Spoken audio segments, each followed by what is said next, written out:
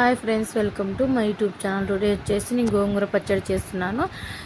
నేను 3 గోంగూర కట్టలు తీసుకొని దాన్ని వచ్చి కడిగి పక్కన పెట్టుకున్నాను. తర్వాత పొయ్యి పైన కడాయి పెట్టుకొని అందులో జీలకర్ర మెంతులు ఆవాలు వేసి దూరగా వేయించుకొని పక్కన పెట్టుకుంటున్నాను. పక్కన పెట్టుకేసుకొని తర్వాత ఎండుమిర్చి కూడా అందులో వేసేసి 4-5 ఎండుమిర్చి వేసుకొని అందులోనే దూరగా వేయించుకొని పక్కన పెట్టుకుంటున్నాను.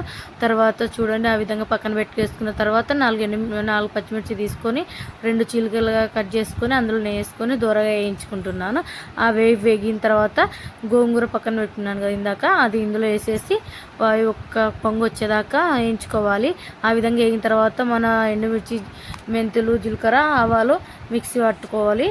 అవి పట్టుకున్న తర్వాత గోంగూర అనేది ఒకసారి కలుపుకుంటున్నాను. చూడండి, ఆల్మోస్ట్ ఇది కూడా మగ్గిపోయిపోయింది, దగ్గరికి అయిపోయింది. ఒక 5 నిమిషాలు పక్కన పెట్టుకున్న తర్వాత వీటిని పక్క పెట్టుకొని చల్లబెట్టుకొని నేను ఒక ఆనియన్ తీసుకొని కట్ చేసుకొని మిక్సీలో వేసుకున్నాను. తర్వాత ఇది కూడా చల్లబెట్టినాను కదా గోంగూర, పచ్చిమిర్చి, జీలకర్ర, మెంతులు, ఆవాలు వేయించుకున్న అంత పొడిని ఇందులో వేసేసి సాల్ట్, కొద్దిగా చింతపండు కూడా వేస్తున్నాను టేస్ట్ కోసం, చాలా బాగుంటుంది. అవన్నీ వేసుకొని ఒక్క రౌండ్ వేసుకుంటే చాలు కచ్చపచ్చగా. తర్వాత తాలింపు కోసం నేను అదే కడాయిలో నూనె, జీలకర్ర, ఎండుమిర్చి,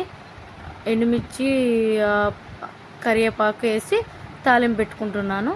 ఆ విధంగా తాలింపు పెట్టిన తర్వాత తాలింపు అయిన తర్వాత గోంగూర పచ్చడి తీసుకుపోయి అందులో వేసేసి 2 పొంగులు వచ్చేదాకా వేయించుకొని తర్వాత నేను ఇట్లా బాక్స్లోకి తీసి పక్కన పెట్టిన తర్వాత అన్నంలోకి కలిపి టేస్ట్ చూస్తున్నాను. చాలా బాగుంది. నచ్చితే లైక్ చేయండి, షేర్ చేయండి, సబ్స్క్రైబ్ చేయండి. Please watch it.